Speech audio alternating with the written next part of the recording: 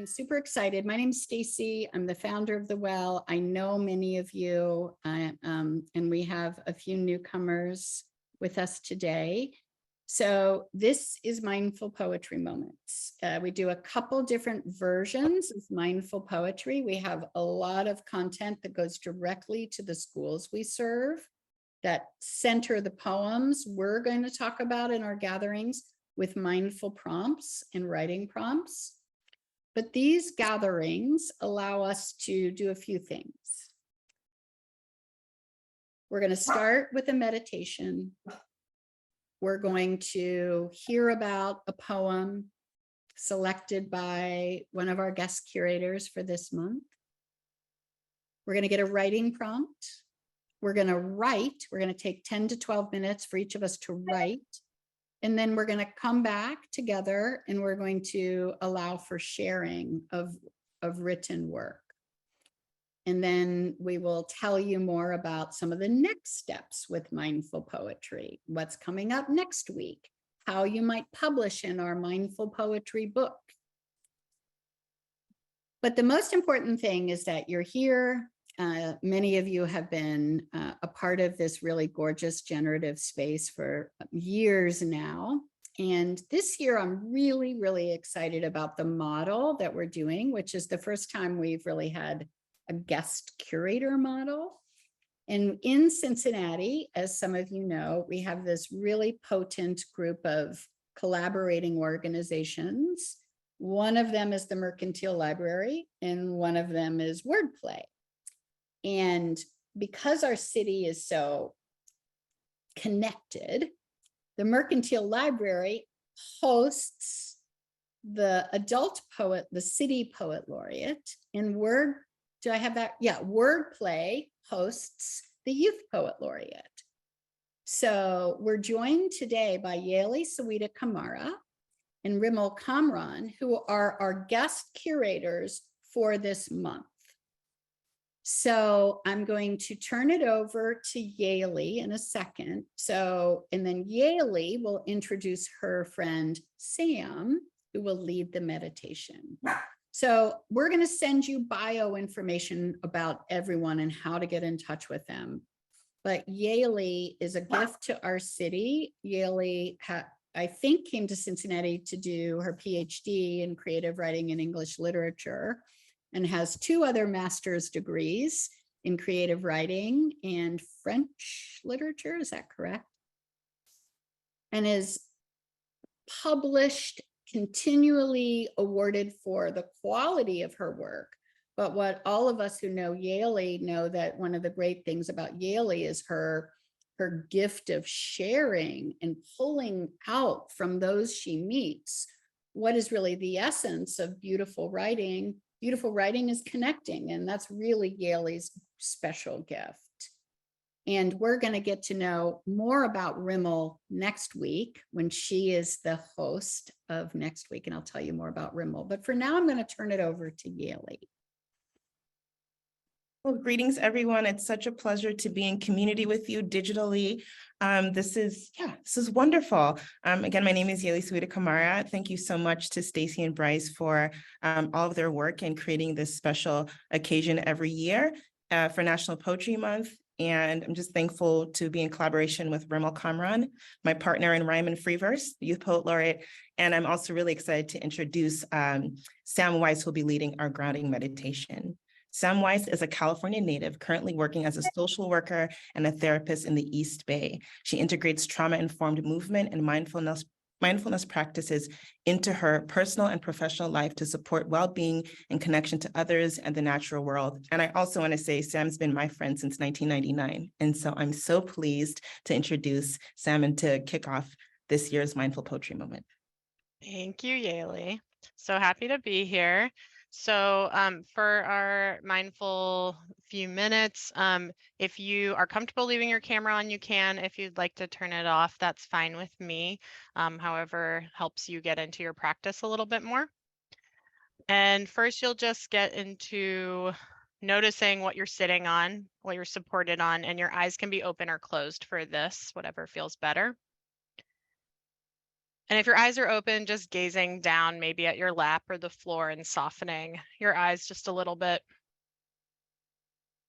Noticing yourself supported by your seat, pressing your feet into the floor, maybe wiggling your toes and really pressing down through the floor, you could imagine. And just start to cue into your breathing. So notice where your breath is most obvious for you, whether it's the air coming in and out of your nose or your mouth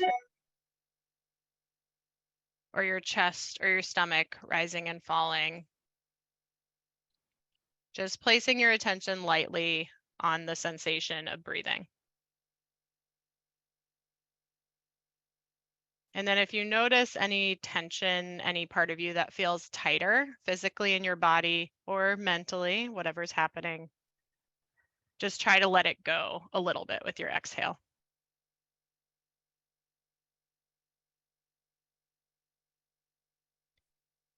And every time you notice that your mind is going somewhere else other than the feeling of breathing in this moment and sitting here, it's just a chance to bring it back to the sensation of breathing and the feeling of sitting in your chair.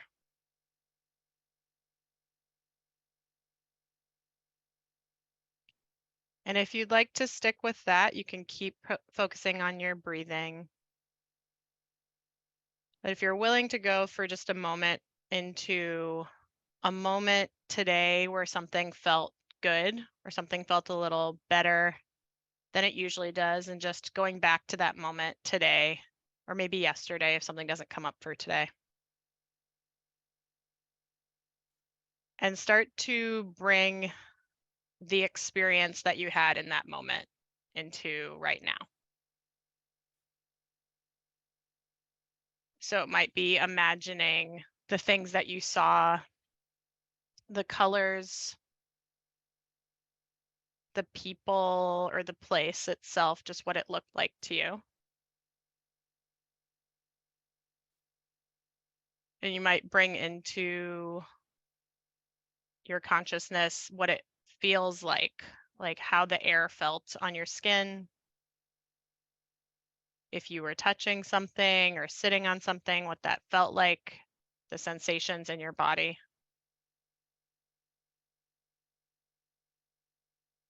Notice if there was any scents, things that you smelled during that time or that you could bring into your mind.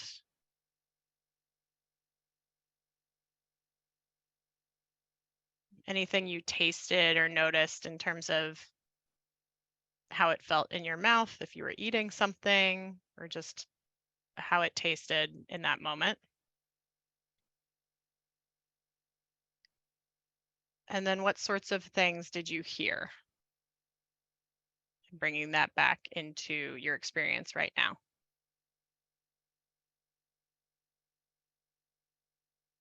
And notice if bringing in all your senses to recreate that experience produced any sort of feeling in this moment, or if it changed your breathing at all.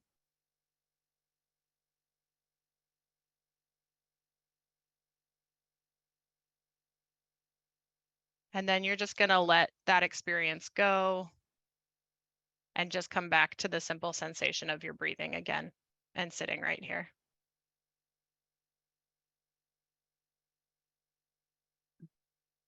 And then you'll just notice, I'm going to ring a chime, and you'll just listen to the sound. And when you can no longer hear it, you can open your eyes back up and come into this space again.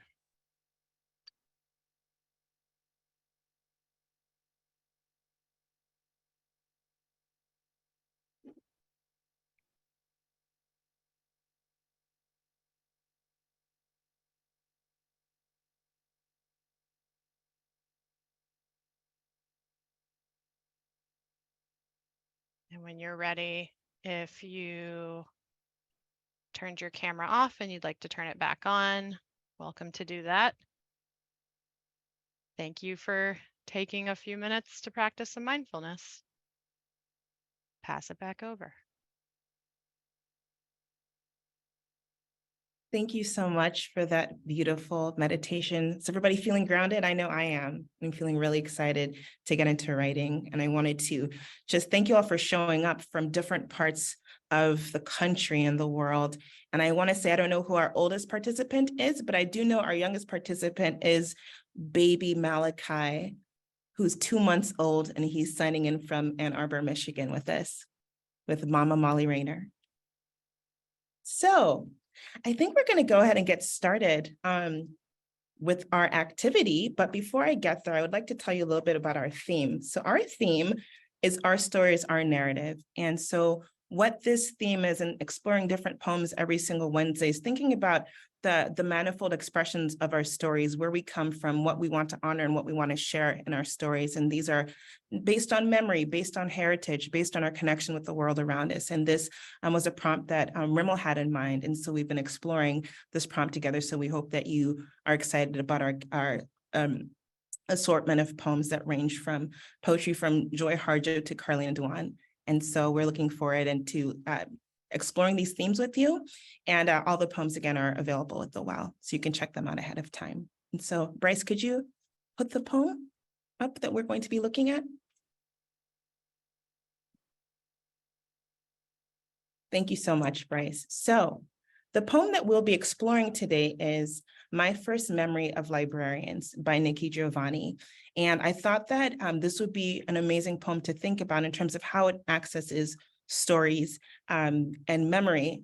But even more than that, I think it'd be wonderful to start on the note of a poet who is from Cincinnati. And so I'm sure most of y'all know who Nikki Giovanni is, but for those that don't, Nikki Giovanni is a writer, a poet, and an activist. And among the things I really enjoy about her poetry is that she's a poetic that is deeply rooted in celebration and humanizing and dignifying both humans and the natural world. And in addition to that, she is really invested in correcting the record and thinking about themes of justice. And I think that she's a wonderful representation of Cincinnati, and definitely one of the most amazing poets, I think, that we have been graced with in the 20th and 21st century.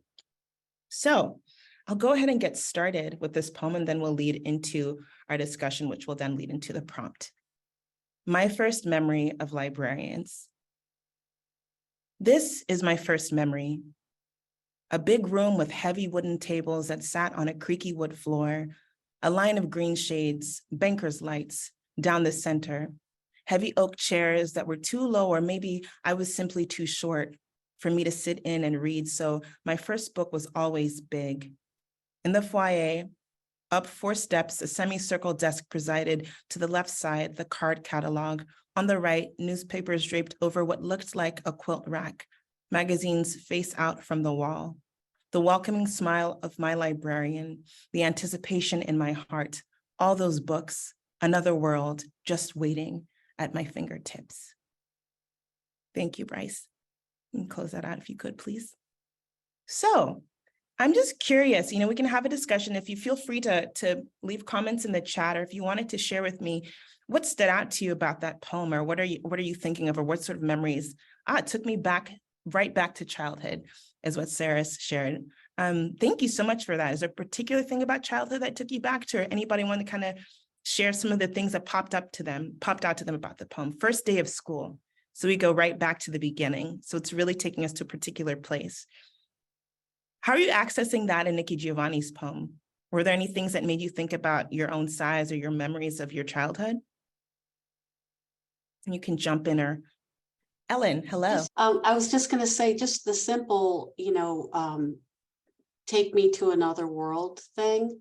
Kind of, I don't remember so much the librarian, but my first experience going to the library and picking out my own book and reading something that my mother may or may not have approved of. So it took me to another world. Yes. So what I'm hearing is freedom. Mm-hmm.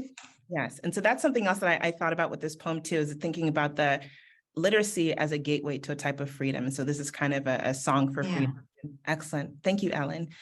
I think it brought me back to childhood when she described the size of the chairs, how they were so big, or maybe she was just too small. Yeah. And that reminded me of how it felt to be too small for certain things. Absolutely. Yeah. Yeah. I have a very different memory of my librarian when I was a child, Mhm. but maybe I'll write about that. Yes, there'll be space to write about that possibly in the prompt. And I love that detail, kind of thinking about struggling to get into a chair. Maybe you've had the experience when you go back to your elementary school, the walls or the ceilings look a little bit lower than you remember them. Oh, yeah. Gotten a bit taller, the walls feel a little more narrow. So that's a wonderful marker of time and size. Excellent, thank you. And Stacy wrote, you thought about the Dewey Decimal System. I wanted to talk to you about that. Well, I loved reading libraries, order. I got to work in the library to create those plastic covers around the book, shelving books. Like in my landscape, it might have been a bit disordered in the family system, but the library, the order of it and the possibility of it was so gorgeous. Absolutely. And I love that you mentioned about building, constructing. So there's a type of ownership of that space too. So the library is kind of part of our extension of home, can be. Has anybody else had that experience where a library is kind of felt like an extension of home or a safe space? Yeah.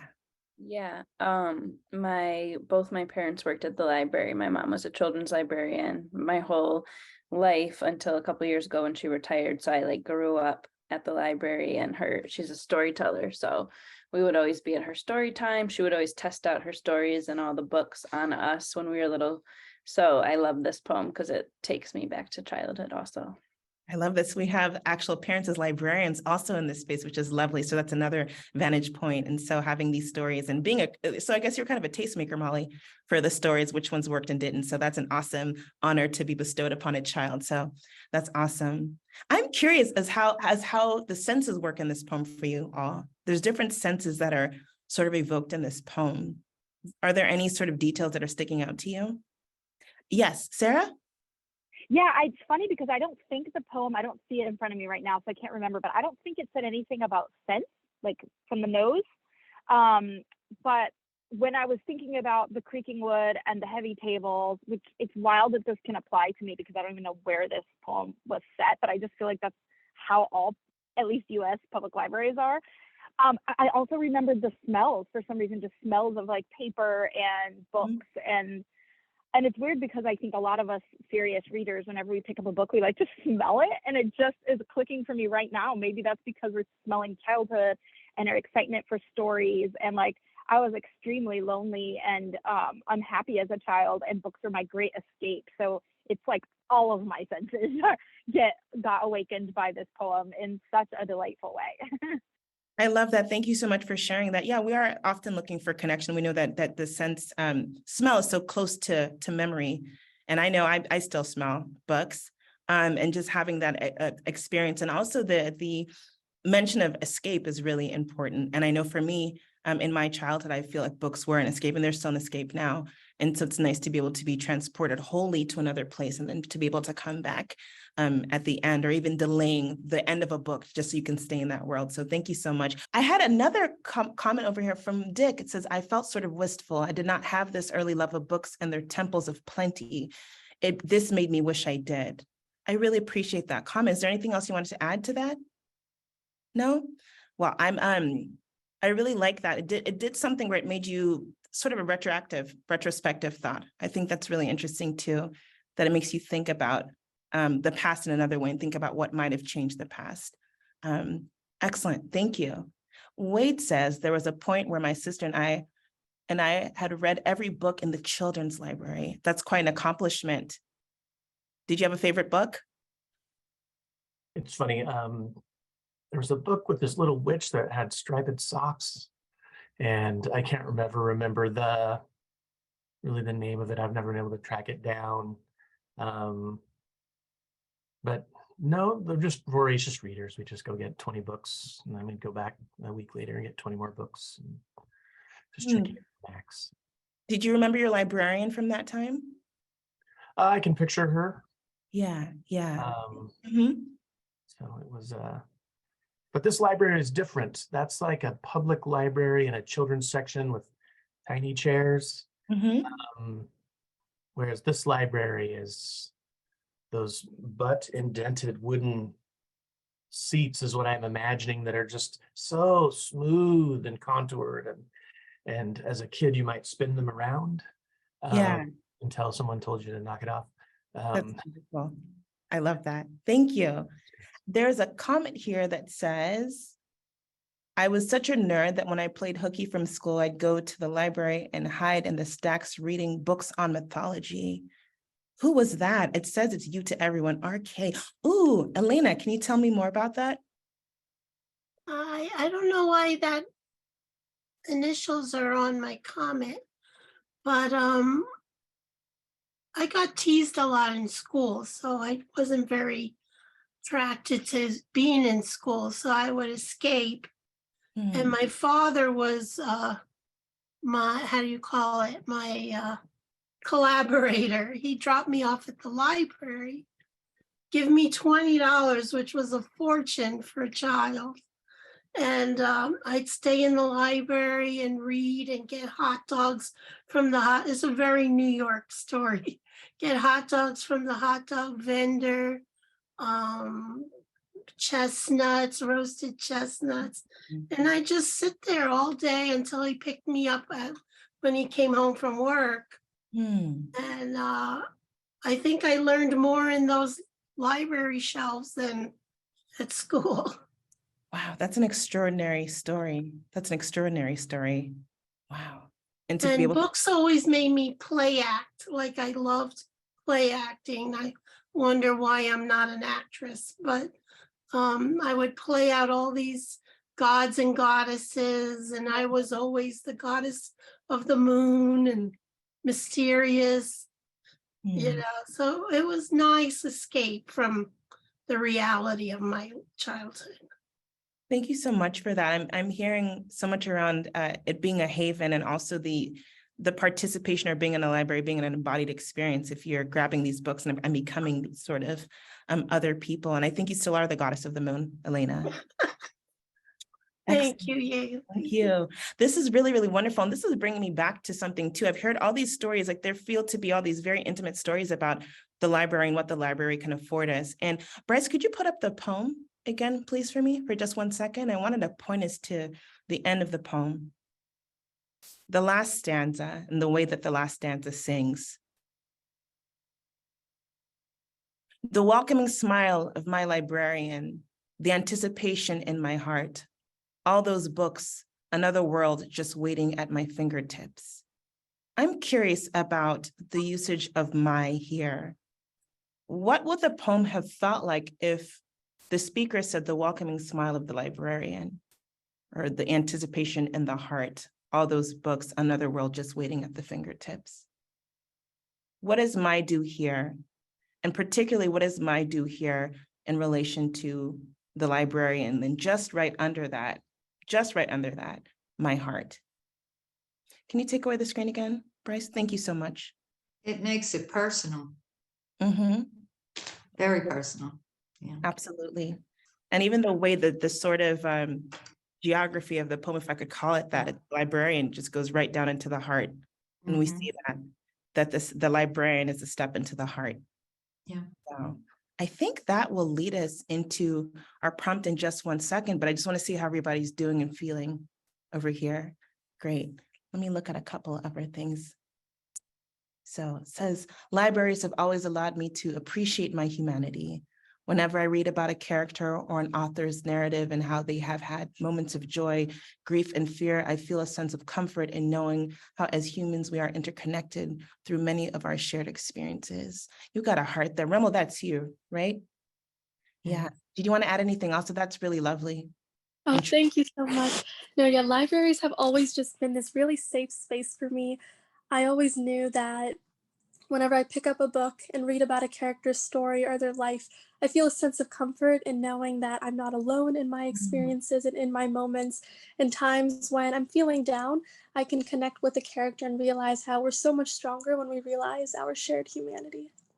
I love that. Thank you so much. Who else kind of, does that resonate with anyone else here? I know it resonates with me. And it's just that thinking, well, I know that I'm going to enter this space and feel better than I did before. And that's really powerful. And quite unusual to have that. And so thank you so much for that, Remmel. And so, yeah, some people are, there's a lot of resonance here.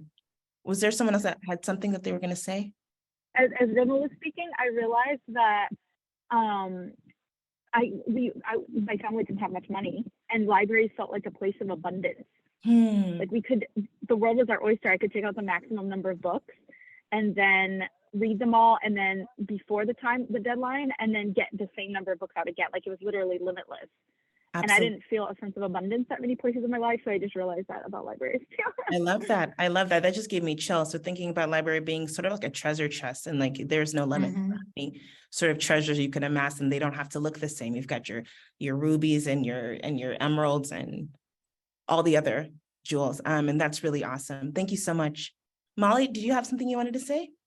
Yeah, I was just gonna say that because my mom was a librarian, she would often come home and talk about the different characters that would come into the library, and also there's a lot of unhoused people, at least in our local downtown library, that are there every day, and they're really kind of the heart of the library because they go and chill and read every day in the library. And my mom really always tried to make an effort to make sure they felt at home and comfortable there. And she had told me that from her perspective, but then last year I made a new friend locally and had no idea he knew who my mom was. And then one time he saw a picture of her and his eyes teared up, and he was like, "Oh my God, your mom is the librarian that would always like be nice to me. I was a little troublemaker, and I would always go to the library because I didn't really want to go home after school, and the security guards would kick me out almost every day, but your mom was always like super kind to me." And he was so moved that he was like moved to tears as a grown man. And I was just like, that's so cool to think about how important librarians are and how for people who are literally unhoused or don't feel safe or comfortable going home, like the way that they get treated at the library can make them feel like there's another place where they can thrive. So that was awesome to hear that from him. Thank you so much. Are you trying to make me cry now? That was an amazing story, and to think about the long-term impact. And this was this friend accessing a memory, and a memory of safety and love. And how is this space, put together by people too? It doesn't just exist on its own. There's a touch and a type of strategy that librarians have, and there's so much around humanity that they honor by virtue of the books that they keep, the books that they hide, the books that they continue to display in spite of bans and the things that are happening in our world. And so it's nice to think about all the different sorts of ways that librarians create spaces that feel humanizing and dignifying for folks. Thank you so much. I think in the interest of time, we're going to segue into our prompt. Okay. And so I'll just read it. Write a poem between 8 to 10 lines that describes your first librarian or the first person to give you a book. And again, this is in the chat. The first line begins with, "This is my first memory," which echoes Nikki Giovanni's first line. Use at least 3 senses and 2 colors to describe this memory.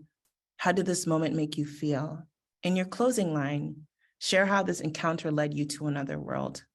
What did it do to your fingertips? So it starts with the first memory, and the poem ends in your hands. And so that is the prompt that we're going to work on. And if you don't get to 8 or 10 lines, that's fine. And you can just continue to kind of think through this and work on this, but it will be awesome to think about just the different memories each of us can sort of render in the time we have together. So I'm going to stop talking, and I'm going to get us to get to writing.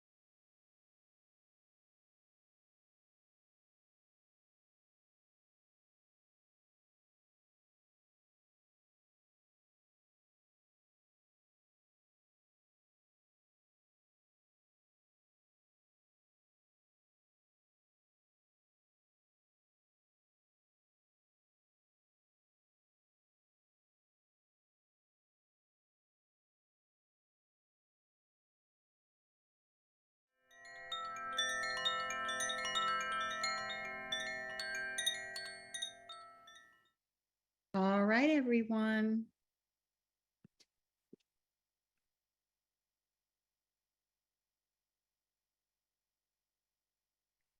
Yalie, would you like to open up the floor?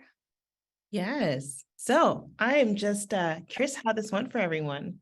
How was this? You can go ahead and write in the chat, or you can say it out loud.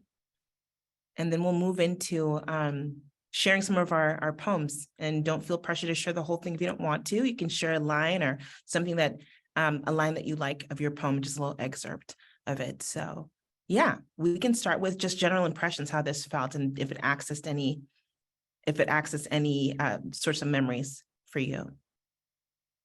Stacy said, so fun, but I didn't follow the rules. Well, this is wonderful. You're in a place where rules can be broken. So maybe you'll tell me a little bit about your experience with the prompt. Stacy? Oh, it's just so fun. It's, you know, especially with the sensory memory that we started with from Sam. It's just like once you like just sort of open up the past, it's like, it's going in so many directions and it's just fun to start to try to quickly sculpt some things away. It was really fun. Absolutely. Thank you. For me, I think the memory that came to mind is I think Saturday was our library day where myself and my sister and my dad would go to the library in the morning time. So I associate maybe Saturday mornings with that and just kind of the cold of the hills of Oakland and going to our library. And our librarian, our school librarian, was also the librarian of the neighborhood too. So it's kind of cool 2-for-1 deal to see Miss Fiddleson Monday through Friday and Saturday. So it made me think about recurring faces and community as well. So we have from Patricia, helps to have the prompts to include senses and colors. Excellent. I love that. For me as well. And Dick says, oh my goodness, remembering what may have been that first book. That's a fun dive into that experience and thinking, you know, that may have been like the 5th one, or maybe that was way later. Which one was the first one? And no matter what it is, it's still fun to go back that far and to think about the chronicle and the history of books in each of our lives. Excellent. I can feel the texture of those pages. I didn't quite get it into the poem yet, but it's just like I can actually tactily feel like what the finish was on books in the 50s, which was much different, kids' books in the 50s. Oh, that's beautiful. That's so beautiful to feel it, to recall that moment, that material. Thank you so much. Excellent. Maybe we'll move into sharing poems if anyone is interested in sharing a poem or part of a poem. Maybe we'll start with Dick, just to segue from that last comment. It'd be awesome to hear your poem. And also feel free, folks, to write in the chat the things that sing to you about the poems that you're hearing. That'd be wonderful. Thank you. Dick? Oh, great. Well, it is incomplete because I really didn't find the first line of this until about 5 minutes in. No problem. This is my first memory of obsession. These stories that began with best beloved, explaining how camels got humps and tigers their stripes. The ochre jacket felt so well worn, places torn, maybe by my father's fingers when they were as pudgy as mine. This was as close as we got, he and I, to me knowing I was loved, but it was close enough. The faint smells of grandma's perfume that seemed to come from each page, the elephants in their slate gray trunks. And that's where I stopped. Oh, thank you so much. Thank you so much. Yeah, people are into it. Thank you so much. Wow. Wow. Thank you. Next up is Elena, then Molly. Hi there, I'm going to read it. My first memory of librarians was that they all wore glasses. Some had those little chains dangling from their spectacles, sometimes hanging about their necks. The first whiff of a bookshelf is unforgettable.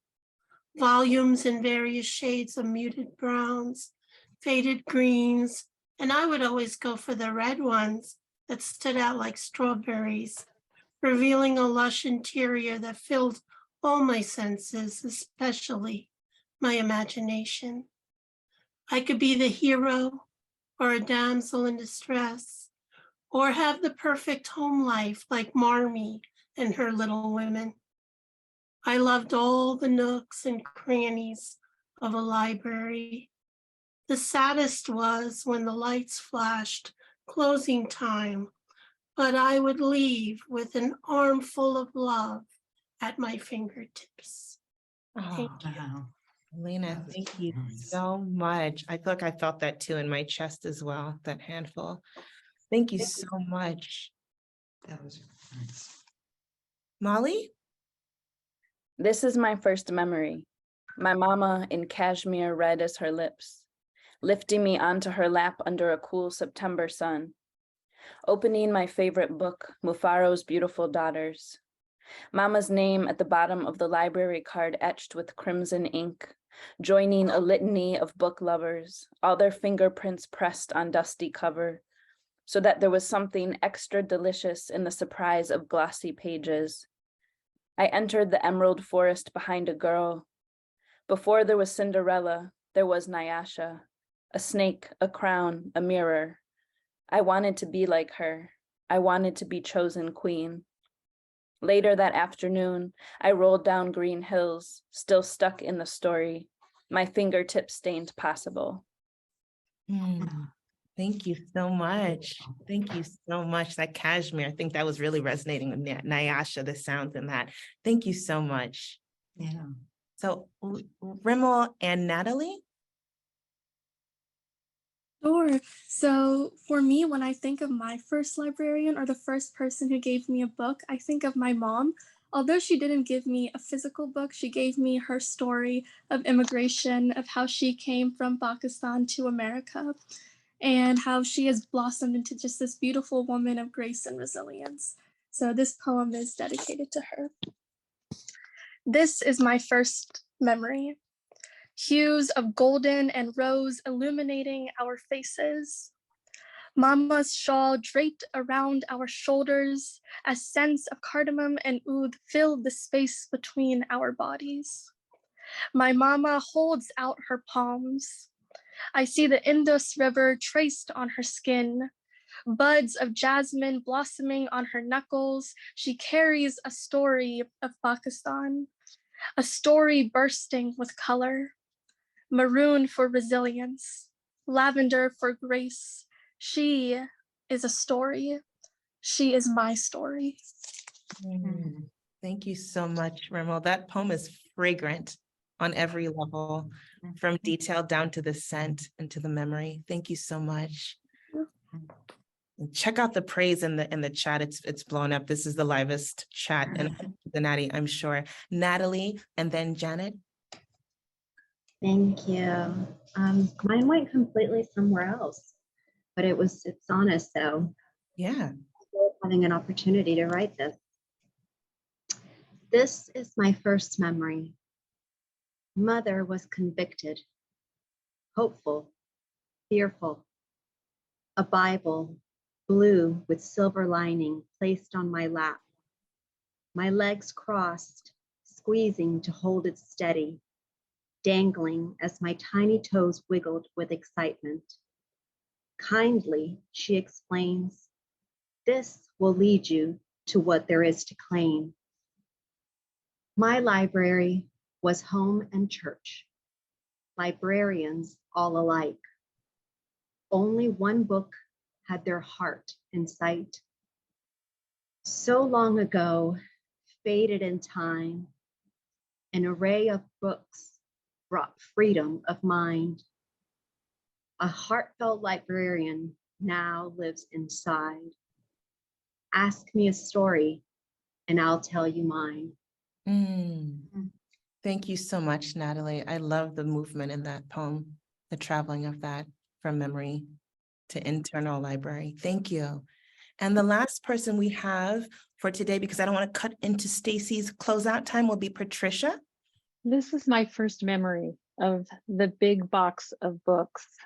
If I were sick enough to stay home, you know, a little bit achy, hot forehead, pajamas all day, PB&J with cool milk on a tray in bed.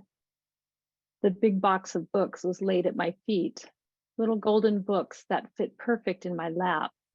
I didn't mind their tired spines or my big sister's name in yellow crayon inside, and I didn't have to share. And I could close my eyes and draw my pointer finger across their tops and delight to find it landed on the pokey little puppy, my favorite. Thank you so much for that. Thank you so much. I could really feel the details of that, the ending. It's really resonant. Excellent. My gosh, everyone, these hours go so quickly and filled with so much beauty. So Sarah and Wade and others who were eager to share, were eager to read your poems. So a couple of things before we close up. First of all, Rimmel, tell us what's happening next week. Sure. So next Wednesday, April 12th, same time, 4 to 5 p.m., I will be facilitating the Mindful Poetry Moments workshop. We will be reading Pronunciation by Leora Cava, and Brooke Thomas. She will be doing our 10 minutes of mindfulness. So I look forward to seeing all of you there next week. Fantastic. And I do want to circle back around to one quick thing. First of all, as always, I'm grateful to Bryce for being so helpful with all things, both technology and artful. But Bryce, you have a little story about how we got permission for this poem. Can you share with us?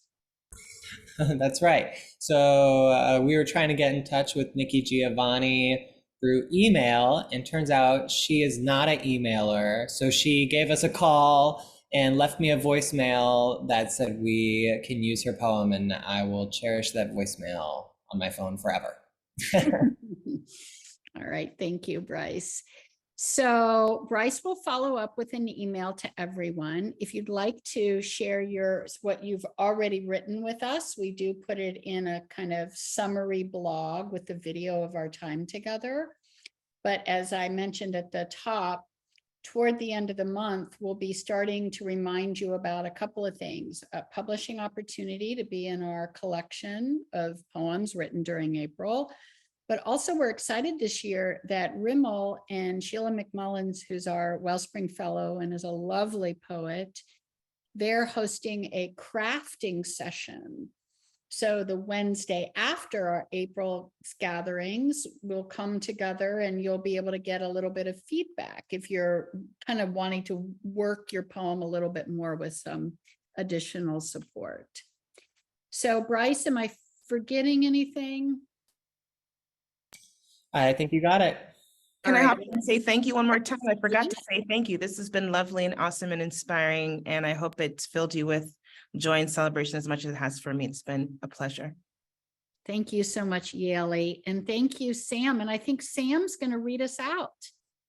So if we put the poem up again, we will listen to Nikki's words through Sam's voice. My First Memory of Librarians by Nikki Giovanni. This is my first memory. A big room with heavy wooden tables that sat on a creaky wood floor. A line of green shades, banker's lights down the center. Heavy oak chairs that were too low, or maybe I was simply too short for me to sit in and read, so my first book was always big. In the foyer, up 4 steps, a semicircle desk presided. To the left side, the card catalog. On the right, newspapers draped over what looked like a quilt rack. Magazines face out from the wall. The welcoming smile of my librarian, the anticipation in my heart. All those books, another world, just waiting at my fingertips. Thank you so much, Sam. Thank you so much, Yalie and Rimmel, for curating such beautiful poems for us. And thanks as always to all of you. What a gorgeous, gorgeous, generous time you make for all of us with your incredible words. So we will see you in a week.